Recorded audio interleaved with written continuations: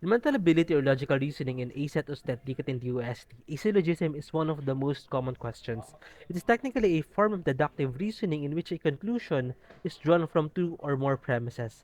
So in this question, the premise is this one and this one. All birds have wings and eagles have wings. Technically, a premise is just a fundamental statement or assumption in which the conclusion is being drawn upon. We will be judging the conclusion based on given premises. As easy as that. That is syllogism.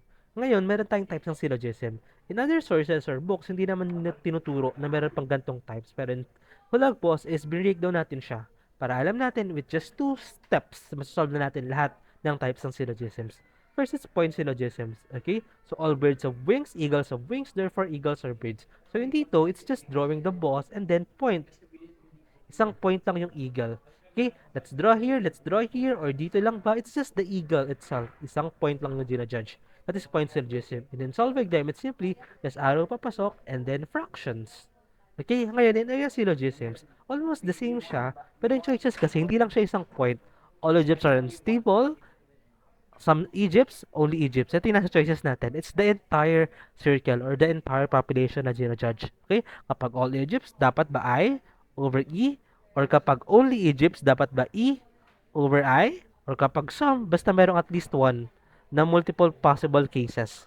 Okay, entire bulog, entire population yung ginajudge sa area syllogisms wherein sa point syllogism is just a single point in multiple cases. Okay? Ngayon sa syllogisms, we have different techniques, pero umiikot lang sila dito sa four words na to. Okay? All, only, the only, some, and no or none. Okay, ngayon, kailangan yung matutunan paano i-drawing tong apat na to, and second, how to check for the validity if nasa area syllogism sila. Again, other sources, hindi tinuturo yung point versus area, pero they're trying to make you do a lot of steps, assume, imagine, check for the fallacies and such, pero dito, objectively, two single steps, boom, tapos na natin siya. Tara, tingnan natin kung paano yun ginagawa.